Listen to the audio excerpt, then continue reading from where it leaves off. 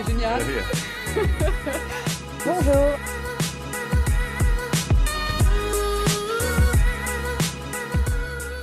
Bonjour à tous, ce mardi 17 octobre 2017 marque le 30e anniversaire de la journée mondiale du refus de la misère. C'est aussi aujourd'hui que le président de la République, Emmanuel Macron, lance son plan de lutte contre la pauvreté. C'est l'occasion de se demander quel visage aujourd'hui revêt la pauvreté en France. Pour en parler, je reçois une personnalité engagée contre la précarité. Bonjour Marie-Alette Grard. Bonjour. Merci beaucoup d'avoir accepté notre invitation aujourd'hui et d'être en direct au Figaro avec nous. Merci vous êtes vous. La vice-présidente de ADT Quart Monde, un mouvement qui se bat depuis 60 ans maintenant contre la pauvreté. La précarité en France, est-ce qu'elle a reculé ? Non, elle augmente. 8,8 millions de personnes vivent sous le seuil de pauvreté en France. Et vivre sous le seuil de pauvreté, c'est vivre avec moins de 1 000 € par mois. Parmi ces 8,8 millions, disons 9, ça va aller plus vite, parmi ces 9 millions de personnes, il y en a 2,3 millions qui vivent dans la grande pauvreté. Et vivre dans la grande pauvreté, alors monétairement, c'est vivre avec 0 ou 500, au maximum 500 € par mois, oui. Mais surtout, c'est avoir un cumul de précarité. C'est Joseph Wresinski qui avait fait voter cette définition de la grande pauvreté. Lui qui a lancé, qui est fondateur du mouvement ATD Quart Monde, qui a lancé cette définition de la grande pauvreté au Conseil économique et social en 1987, qui a été reprise dans un certain nombre de textes de loi et à l'ONU. Cette définition, elle dit que la grande pauvreté, c'est un cumul de précarité. C'est quand vous avez des soucis dans le domaine de la santé, de l'éducation, du logement, de l'emploi. Voilà, c'est ce cumul de précarité et qui dure. Et c'est ça la grande pauvreté. C'est ce qui fait qu'on a du mal à s'en sortir. Il faut vraiment du temps, de l'accompagnement proche et efficace, excusez-moi. Éradiquer la misère en France, ça fait 60 ans qu'ADT Quart Monde se bat. Est-ce que c'est possible, réellement, concrètement ? Est-ce que c'est à notre portée aujourd'hui ? Mais oui, c'est possible. Nous l'avons montré le week-end dernier par le village des initiatives pour une société autrement que nous avions dressé place de la République à Paris. Nous avons d'ailleurs accueilli 30 000 personnes. Mais dans ce village, c'était l'occasion de montrer dans 9 domaines des droits fondamentaux tout ce qui est expérimenté au quotidien avec des personnes très pauvres pour éradiquer la misère. Dans le domaine de l'emploi, dans le domaine de l'éducation, etc. Donc oui, c'est possible. Aujourd'hui, est-ce qu'il y a une tranche d'âge en France qui est beaucoup plus touchée par la pauvreté que les autres ? Je ne saurais pas vous dire. Je ne saurais pas vous dire, mais ce que je peux vous dire, c'est que le nombre d'enfants qui sont dans notre système scolaire, donc le système scolaire, c'est jusqu'à 16 ans, quand on parle du système scolaire. Oui, puisque l'école est obligatoire jusqu'à 16 ans. Voilà. Donc le nombre d'enfants qui vivent dans une famille qui vit sous le seuil de pauvreté dans notre système scolaire est de 3 millions. Parmi ces 3 millions d'enfants qui sont dans une famille qui vit dans la pauvreté, ce qui est quand même déjà pas simple, un quotidien vraiment pas simple, parmi ces 3 millions, il y en a 1,2 million, je vais arrêter dans les chiffres, mais c'est pour comprendre, 1,2 million qui vivent dans la grande pauvreté. Et pour prendre un autre exemple de vivre dans la grande pauvreté, vivre dans la grande pauvreté dans notre pays en 2017, c'est vivre de chambre d'hôtel en chambre d'hôtel. C'est donc ne pas pouvoir manger un repas chaud, ni le soir, ni le matin, ni même le midi. Dans la chambre d'hôtel, on ne peut pas cuisiner. C'est aussi pour un jeune, pour un enfant, ne pas pouvoir faire ses devoirs pour l'école, parce qu'on n'a pas d'espace. Justement, vous êtes sur le concret, puisque la misère et la précarité sociale, ce ne sont pas que des chiffres, vous l'avez dit. À quelles difficultés très concrètes vous assistez sur le terrain, sur ces hommes, ces femmes, ces enfants qui doivent affronter quotidiennement un manque de ressources flagrant.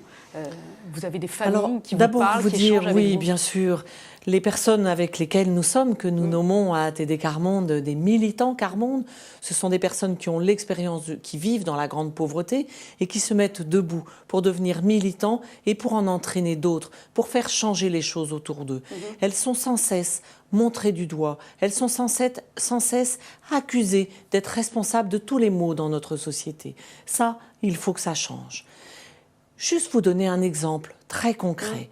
Lorsque vous n'avez rien pour vivre, vous êtes éligible au RSA, Oui. Revenu de solidarité active, 545 € par mois. C'est quand même pas tout à fait la fortune. Mais c'est bien, ça permet d'essayer de survivre avec sa famille.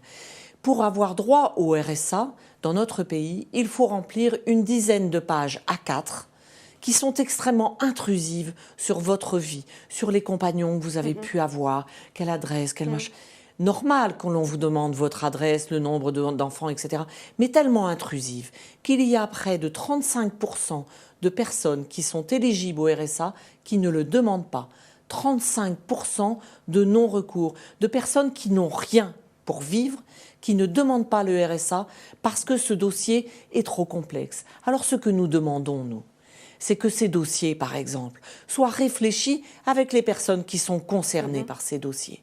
S'ils étaient réfléchis avec eux, ça se passerait bien. On n'aurait pas besoin d'aller vérifier, comme on le fait encore actuellement, pour voir si une personne qui a déclaré qu'elle était seule, s'il y a 2 brosses à dents chez elle ou s'il n'y en a qu'une. Ce combat contre les préjugés, pour déconstruire effectivement les idées reçues sur la pauvreté, est-ce que les mentalités n'ont pas changé finalement depuis des années et des années? Vous assistez toujours à, comme vous venez de le citer sur le RSA, ces mêmes contre-vérités? Elles évoluent, mais on entend encore trop souvent, on voudrait trop souvent monter les gens les uns contre les autres. On entend trop souvent qu'on gagne pas à avoir le SMIC par rapport à quelqu'un qui a le RSA. Mais le RSA est une allocation différentielle. Quand vous touchez le RSA, si vous avez l'allocation logement, l'APL, elle est déductible du RSA. Donc, en fait, quelqu'un qui a le RSA ne touche jamais 545 €. Il y a toujours une allocation qui est déduite de ce RSA.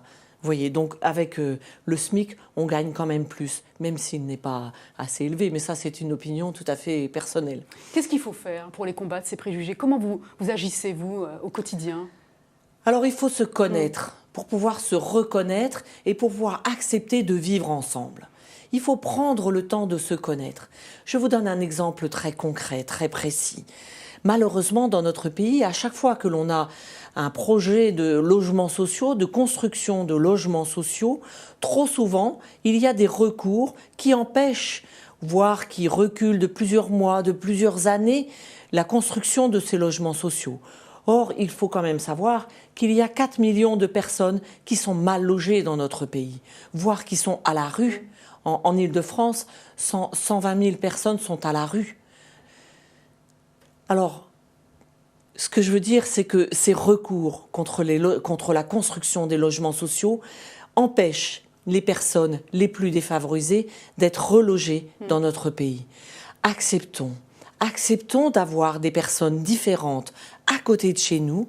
Prenons le temps de se connaître, de se reconnaître.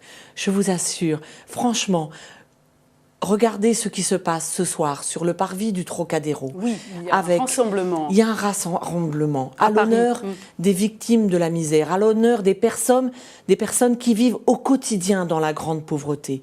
Vous verrez des comédiens professionnels, vous verrez des comédiens amateurs, vous verrez des personnes qui vivent dans la grande pauvreté parler, dire ce qu'elles vivent au quotidien. Et vous comprendrez alors que vraiment, tout homme est un homme. Est-ce que vous avez assisté vous-même à un changement d'attitude, une conversion de l'autre face à vos arguments sur des personnes qui avaient effectivement des préjugés face à la pauvreté? Moi-même, je n'ai pas connu la pauvreté, la grande pauvreté dans mon enfance, dans ma jeunesse, pas du tout. J'ai découvert par le mouvement ATD Quart Monde, disons à mes 18 ans, j'ai découvert la grande pauvreté. Et j'ai découvert toute la richesse que ces personnes pouvaient apporter dans ma vie. Et que vraiment, nous nous privons dans notre pays de l'intelligence, des savoirs de ces personnes. C'est vraiment trop dommage pour l'ensemble de la société. Vous savez, dans le domaine de l'éducation, par exemple, on a une élite dans notre pays qui est très bien formée et j'en suis vraiment très heureuse. Mais cette élite, je le dis toujours parce que je fais beaucoup de conférences sur l'école, cette élite, elle ne sera bien formée que le jour où vraiment elle aura connaissance, elle aura pu réfléchir, penser avec tous les milieux sociaux qui composent notre pays. Parce que ça, c'est une richesse humaine incroyable. Je vous assure, nous animons des formations de personnes qui travaillent dans la banque, de personnes qui travaillent à la poste, de personnes qui travaillent dans le social, dans l'éducation, avec des personnes qui ont l'expérience de la grande pauvreté. Ça transforme ces professionnels parce qu'ils se rendent compte que ces personnes très pauvres ont peur d'eux et les personnes très pauvres se rendent compte des peurs réciproques. Et ensemble, ils arrivent à bâtir des choses. Vous parlez avec une grande passion de votre engagement, Marie-Alette Grard. Qu'est-ce qui vous a fait vous engager à 18 ans dans ce combat-là? Parce que j'étais étonnée d'entendre Joseph Wrezinski dire que la misère, on peut l'éradiquer dans notre pays. Et si on peut l'éradiquer, c'est que vraiment, il faut le faire avec les personnes très pauvres.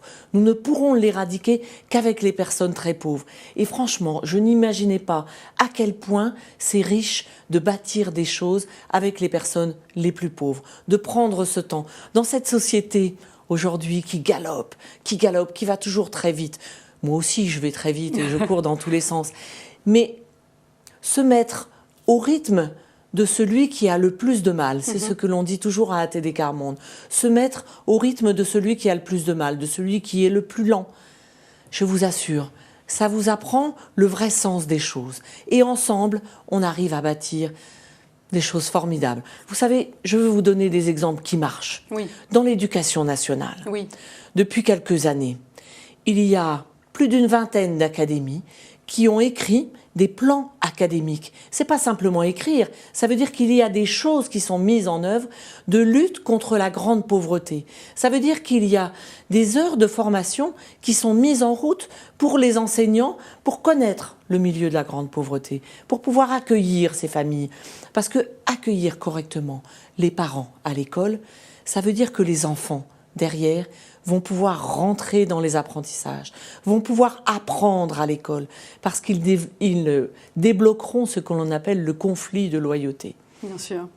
C'est aujourd'hui, je le disais en intro, que le président de la République, Emmanuel Macron, lance une concertation pour définir un plan d'action de lutte contre la pauvreté. Il veut cibler plus particulièrement l'enfance et la jeunesse. Cibler en priorité les enfants, c'est une bonne stratégie selon vous ? C'est une bonne stratégie. 3 millions d'enfants qui vivent dans la pauvreté, et 1,2 million parmi ces 3 millions dans la grande pauvreté. C'est une bonne stratégie aussi dans le sens où malheureusement la grande pauvreté est terriblement héréditaire et qu'il faut enrayer ce processus. Ça veut dire qu'un enfant aujourd'hui né dans une famille en situation de grande précarité va lui-même devenir un adulte ? Malheureusement, trop souvent. C'est une fatalité donc. C'est malheureusement trop souvent, oui. Trop souvent vrai, cette reproduction de la grande pauvreté. Mais n'oublions pas ces adultes seuls qui vivent dans la pauvreté et dans la grande pauvreté. Il ne s'agit pas d'opposer les uns aux autres. Oui, un focus sur les jeunes, sur les enfants, très bien, mais n'oublions pas les autres. Que ce ne soit pas au détriment. Vous savez, vous pensez souvent, que ça sera au détriment des adultes ? Souvent, quand on dit qu'on va se focaliser sur une partie de la population, il y a toujours une partie qui est oubliée. Et ce que notre expérience, 60 ans du mouvement ATD Quart Monde, de lutte contre la misère, ce que nous pouvons dire, c'est que si en tout cas ce plan part vraiment des personnes qui sont les plus en difficulté, les plus enfoncées dans notre pays, si vraiment ça part d'eux, alors ça marchera pour tout le monde. Qu'est-ce que vous attendez du gouvernement concrètement vis-à-vis des plus démunis aujourd'hui ? Il faut qu'il les prenne en compte. Il faut qu'il prenne le temps de les entendre. Il faut prendre le temps de la concertation avec les personnes les plus pauvres. Et ça, vraiment, ça prend du temps. C'est pas 15 jours, 3 semaines. C'est prendre le temps de comprendre dans tous les domaines de la vie comment on va faire ensemble. Ça prend du temps, effectivement, d'agir sur les causes profondes et pas seulement sur les conséquences. Et ça demande aussi des moyens financiers. Qu'est-ce que vous a promis Emmanuel Macron par rapport à un budget sur les prochaines années ? Aucune promesse pour l'instant. En tout cas, pas dans mon oreille. Pas de budget ? Pas de budget. Mais je ne suis pas une économiste avertie, mais je suis persuadée que notre pays a les moyens. Parce que ça a un coût. Cette grande pauvreté et cette pauvreté dans notre pays. Ça a un coût humain intolérable, mais ça a un coût aussi financier. Et franchement, notre pays gagnerait tellement du point de vue économique d'éradiquer la misère que ça vaut le coup. Oui, Ça vaut le votre coup. présidente, la présidente d'ATD Quart Monde, Claire Hédon, disait ce matin à nos confrères d'Europe 1 que lutter contre la pauvreté est un investissement rentable. Absolument. Qu'est-ce que ça signifie? Oui, parce que mais c'est ce que je vous disais. Ça a un coût. La lutte contre la pauvreté, la grande pauvreté a un coût. Prenons le domaine du logement. Actuellement, les personnes n'ont pas de logement. On les loge dans des chambres d'hôtel, de chambre d'hôtel en chambre d'hôtel. Mais c'est faramineux. Je n'ai pas en tête le chiffre exact, mais c'est complètement faramineux. C'est des millions et des millions qui sont dépensés chaque année pour ces chambres d'hôtel. Eh bien, c'est toutes ces sommes qui sont dépensées. Prenons-les pour réhabiliter des logements, des bâtiments publics, pour en faire des logements et pour permettre aux personnes les plus défavorisées de se loger. Mais attention, dans le domaine du logement, il s'agit qu'elles puissent avoir un loyer qui soit en relation avec leurs revenus. Bien entendu. Parce que trop souvent, même dans les loyers, dans les logements sociaux, les plus pauvres ne peuvent pas se loger dans notre pays parce que le loyer est trop élevé. Vous le disiez tout à l'heure qu'un rassemblement aura lieu ce soir mardi 17, sur le parvis du Trocadéro à Paris, entre 18h et 19h45. Le président de la République, Emmanuel Macron, y participera-t-il ? Alors le président ne s'annonce pas. A priori, il ne sera pas là. Il sera représenté par Madame Agnès Buzyn, la ministre des Solidarités et de la Santé. Nous en sommes ravis. Nous sommes au Trocadéro avec 48 partenaires. C'est ça qu'il faut retenir. Et vous auriez souhaité qu'Emmanuel Macron y soit présent ? Nous aurions été heureux. C'est une vraie reconnaissance pour les personnes les plus défavorisées que le président de la République lui-même soit présent. Visiblement, il n'en a pas le temps. Écoutez, c'est Comment vous interprétez dommage. son absence ? C'est regrettable. J'imagine qu'il est très pris. Je ne veux pas rentrer dans une polémique là-dessus. Nous sommes déjà très heureux que Madame Buzyn soit là et puisse prendre un peu la parole. Mais j'insiste sur les 48 partenaires, parce que souvent, on nous enferme dans une sphère associative, et je veux montrer par ces 48 partenaires que tous les syndicats sont avec nous. Que tous les syndicats sont avec nous. Que la société civile est avec nous. Je suis moi-même représentante d'ATD Quart Monde au Conseil économique, social et environnemental, et croyez-le, mes collègues seront bien présents ce soir.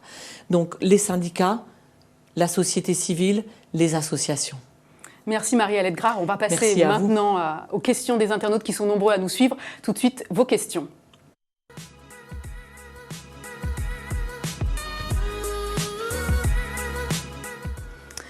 Béatrice nous demande pourquoi dans les HLM, il n'y a pas de mixité sociale. Bonne question. Il y en a quand même un peu, parce qu'il y a des gens qui sont depuis plus longtemps et qui ont réussi à reprendre pied, à avoir un travail et qui du coup restent encore pendant un certain temps pour reprendre une vraie assise. Mais vous avez raison, madame. Vous avez raison. Moi, je suis pour une plus grande mixité. D'ailleurs, il y a quand même beaucoup maintenant dans les programmes de logements sociaux, des logements sociaux qui sont au milieu d'un programme de logements avec des bureaux, non sociaux. avec des crèches, voilà. Et des logements même étudiants, des logements non sociaux et voilà. des logements non sociaux, effectivement. Oui. Patty nous demande que pensez-vous des mesures d'Emmanuel Macron, notamment sur la baisse des APL ou la hausse de la CSG ? Comment peut-on imaginer d'enlever 5 €? 5 € lorsque l'on a 545 € avec le RSA pour vivre par mois. Vous savez ce qui reste quand on a le RSA pour se nourrir chaque mois à une personne seule? Il reste 58 €. Alors vous savez, quand on a 5 € encore en moins, eh bien c'est encore 5 € de moins Qu'est-ce que vous répondez à pour ceux manger, qui disent pour se nourrir. Que 5 € qu'on retire. C'est énorme. Et il y a besoin de faire des économies. C'est énorme, c'est indécent. C'est qu'on ne se rend pas compte. C'est qu'on ne se rend pas compte ce que c'est que de vivre dans la grande pauvreté dans notre pays. C'est insupportable. Donc pour beaucoup de gens, 5 €, c'est une somme conséquente. Bien sûr. Qui les empêche de vivre C'est au décemment. moins 2 repas. C'est au moins 2 repas. Bien sûr. 5 €, c'est une somme. C'est une somme importante. Et si vous voulez, au-delà de la somme, ce qui a beaucoup choqué c'est le symbole. Les militants Quart Monde chez nous, c'est le symbole. Ça veut dire on ne nous comprend pas. On ne voit pas dans quelle situation on est avec le peu que l'on a pour vivre, pour survivre. Parce qu'on ne vit pas avec un RSA, on survit.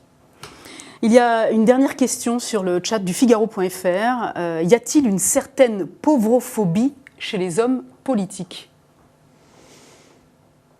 je ne dirais pas une pauvrophobie, je dirais une méconnaissance.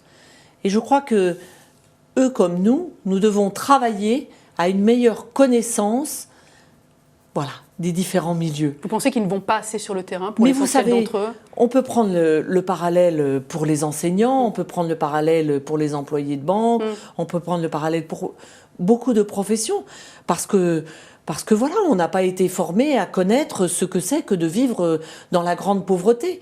Et moi qui rencontre des enseignants à longueur d'année, qui vais leur parler à longueur d'année de la grande pauvreté, je me rends bien compte que, évidemment, des enseignants, par exemple, qui enseignent dans un quartier où ils n'habitent pas, comment voulez-vous qu'ils comprennent ce que vivent des familles qui vivent de chambre d'hôtel en chambre d'hôtel, ou qui vivent dans un HLM qui n'a pas encore été réhabilité, qui est insupportable de bruit, où les enfants n'ont aucun lieu pour jouer en bas.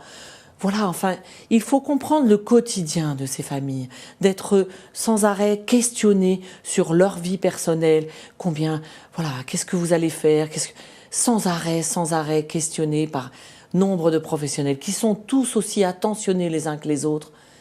Mais le référent unique, ça a quelque chose de bon, c'est qu'on n'a pas 10 personnes qui viennent vous poser la même question. Merci beaucoup Marie-Hélène Grard pour cet entretien. J'étais ravie de vous recevoir aujourd'hui. Pour plus d'informations sur vos actions, je renvoie les internautes sur le site internet de atd-carmonde.fr. Et je vous dis à la semaine prochaine. Merci. C'est génial. C'est génial. Bonjour.